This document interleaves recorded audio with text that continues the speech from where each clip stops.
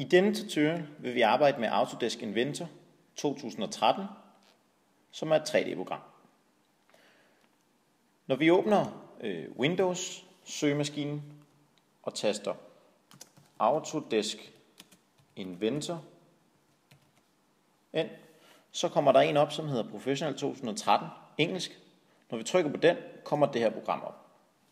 For at starte med at tegne nogle 3D-tegninger, går vi op i venstre hjørne, trykker på New, og så kommer den her op. Her vælger vi så, hvad vi vil arbejde med. Og det vi vil gøre, det er, at vi vil vælge den, der hedder standard i millimeter, fordi vi vil arbejde med millimetermålene, og fordi at standard er den, hvor vi lærer de basiske ting i. Her trykker vi 2 gange, og bliver ført videre. Når den her side er kommet op, så går vi ud i venstre side, hvor der står Origin. Her trykker vi på det lille plus, og så kommer der nogle planer op. Det vi skal vælge her, det er, at vi skal vælge det plan, vi vil arbejde med. Og vi vil gerne vælge XY-planet, fordi for at vi kan tegne 3D, så bliver vi nødt til at tegne med 2D først. Når vi har trykket på planet, så går vi op i venstre hjørne, trykker på Create 2D Sketch, og her har vi så vores XY-plan. Vi vil starte med at lave en firkant, og efterfølgende få den til 3D, så vi får en kasse. Her går vi op i venstre hjørne, trykker på Line-toolet, og så vælger vi et sted på vores XY-akse og starter med at tegne. Det jeg gør, det er, at jeg starter med at trykke på midten, så trækker jeg op og indtaster det mål, jeg vil bruge, og i det her tilfælde er det 10 mm. Så jeg taster 10 ind og trykker Enter. Så trækker jeg den til siden, indtaster det mål, jeg ønsker, og trykker Enter. Når jeg har gjort det, så trykker jeg nedad og færdiggør min firkant. Når jeg er færdig med min 2D-tegning og vil have den til 3D, så går man op i højre hjørne og siger Finish Sketch. Når man har trykket på Finish Sketch, så går man op og siger Extrude. Og når man har trykket på Extrude, så kan man så trække sin firkant ud af. Hvis man går op i den boks, vi har her, og bevæger den lidt rundt, så kan man se sin 3D-tegning. For at zoome ind og ud, så kan man scrolle op eller ned. I det her tilfælde, så vil jeg bare have en kvadratisk firkant, som skal være på 10 mm, så derfor trykker jeg Enter. I det her felt, der kan man ændre millimetermålet til det, man ønsker, for eksempel 20. Men vi vil have en kvadratisk, så vi siger 10 og trykker Enter. Når vi har trykket Enter, så har vi vores 3D-tegning her, som er en firkant. Det vi kan gøre, det er, at vi kan lave nogle runde kanter. For at gøre det, så kan vi gå op og sige Fillet, tryk på den, og så vælge den kant eller den side, vi ønsker for at blive rund. Så hvis vi trykker på den her side, så kan vi se på vores 3D-tegning, at den altså bliver rund indad. Det man kan gøre, det er, at man kan ændre på målet.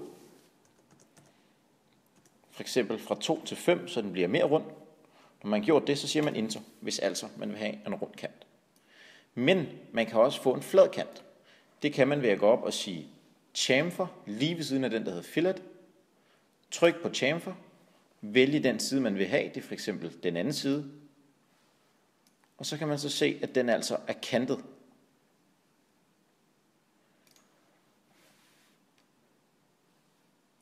Igen indtaster det mål, man ønsker, for eksempel 3, trykker Enter, og her har vi altså vores kantet, vores flade kant og vores buede kant. Vi vil forsøge at lave en cylinder. Det gør vi ved at gå op og sige New, helt oppe i venstre hjørne, og trykker New. Igen standard i millimeter. Når vi har trykket på den, så kommer vi ud i højre boks, trykker Origin, vælger vores plan, XY-planet, stadig, fordi det er en 2D-tegning, som skal blive til 3D-tegning. Så siger vi Create 2D Sketch. For at lave en cylinder, så skal vi op og sige cirkel, vælge et sted på XY-aksen, trykker og indtaster diameteren, vi ønsker. I det her tilfælde vælger jeg en diameter på 25, så trykker jeg Enter, og så har jeg min cirkel. For at den her bliver til 3D, så går jeg op og siger Finish Sketch i højre hjørne, og derefter Extrude. Når jeg har gjort det, vender jeg den lige om og indtaster det mål, jeg ønsker min cylinder i. Og det mål, jeg ønsker, det er 100 mm. Så vi altså får en lang cylinder. Så gør vi det, at vi lige scroller ud og ind igen. Her har vi altså vores cylinder. Og faktisk, så kan man også gøre buerne, det vil sige kanterne, buede. Det gør vi ved at sige fillet igen. Vælger den kant, vi ønsker at fillet, det vil sige at gøre buet. Og så indtaster vi det mål, vi ønsker. Her har vi altså vores cylinder, som er buet. Hvis vi vil lave en hul cylinder, så kan man gøre det, at man extruder indad. Det gør man ved at sige Create 2D Sketch. Så vælger man den flade, man gerne vil arbejde på. I det her tilfælde er det den her. Når man har valgt fladen, så for at lave den hul, så går man op i cirkel, igen, ind på XY-aksen, trykker og indtaster diameter. Vores fulde diameter er 25, så derfor så ønsker jeg en diameter på 20, som vi extruder indad. Det vil sige, at vi fjerner hele den her cirkel, så vi har en hul cylinder. Så går man op og siger Finish Sketch, Extrude, og så vælger man simpelthen den flade, man gerne vil extrude, så det vil sige den flade, man gerne vil trække i. Så trykker man på den her flade, fordi det er den, vi vil trække ud.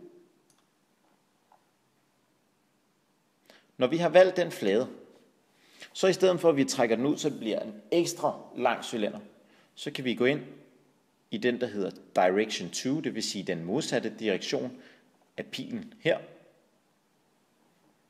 Trykker vi på den, så går den altså den modsatte vej, som man kan se på billedet.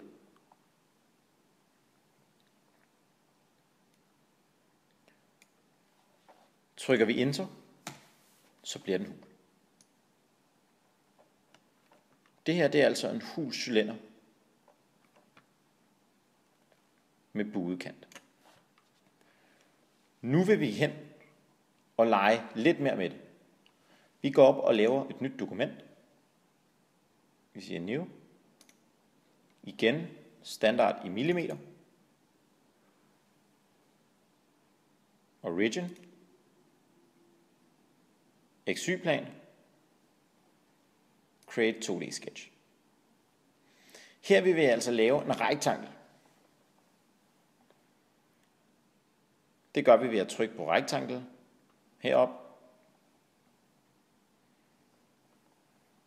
Ind i XY-planen.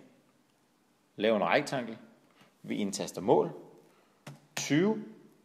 Og for at komme over og indtaste mål på den anden side, så trykker man på Tab. Og indtaster det nye mål. 15 og Enter. Her har vi altså en rektangel. Det vi vil gøre nu, det er, at vi gerne vil have nogle buer, det vil sige nogle halvcirkler på hver sin side af den her rektangel. Så går man op og siger Arc, og trykker på den lille pil og går ned i Arc plus Center Point. Når vi har trykket på den, så vælger vi midten af den side, vi ønsker en halvcirkel på. Så trækker vi ned i bunden, eller i toppen af den side, vi ønsker at lave en halvcirkel på. Og så trækker vi altså rundt om. Og her kender den diameteren, som er 15, så derfor laver den en halvbue. Igen på den anden side, arc, den lille pil, arc plus centerpoint, over, vælger centerpointet, vælger toppen eller bunden, trykker og trækker rundt om. Grunden til, at vi trækker rundt om er, hvis vi trækker den anden vej, så kan det være, at den laver en halvcirkel på indersiden. Og det vil vi ikke. Vi vil gerne have den på ydersiden. Så trykker vi. Så siger vi Finish Sketch for at lave den til 3D. Så går vi op og vælger Extrude. Og så vælger vi de flader, vi gerne vil extrude. Og i det her tilfælde er det faktisk både den her flade, firkanten og den anden halvcirkel. Så siger vi 10 mm og Enter. Så har vi vores firkant med 2 halvcirkler på hver sin side. Det vi gerne vil nu, det er, at vi vil extrude, det vil sige have nogle cylinder og firkanter ind og ud af den her form. Så går man op og siger Create 2D Sketch, vælger den flade, vi vil tegne på. I det her tilfælde er det den her. Når vi har trykket, så kan vi begynde at lege. Så går vi op og siger cirkel. Hvis vi laver en cylinder indad, så vælger vi et punkt og en diameter. Når vi har lavet den her cylinder, så kan vi gå op og sige rektangel, fordi vi også gerne vil have en firkant. Så trækker vi den lidt ud og indtaster mål. Det kunne fx være 5 og 8. Se, nu er det ikke noget problem, fordi vi kommer ud over, fordi lige så snart vi siger Finish Sketch, så har vi altså en cirkel og en firkant. Hvis vi vil extrude dem, så trykker vi Extrude og vælger dem, vi gerne vil fjerne. Det vil sige den lille firkant, vi har lavet af cylinderen.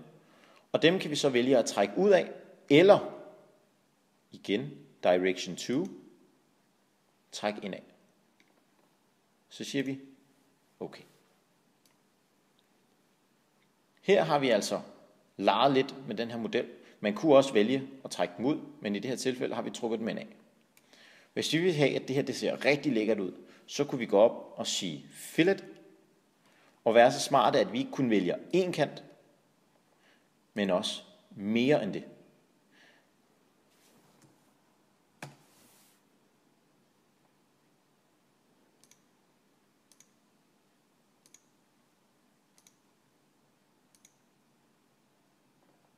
Og så siger vi Enter.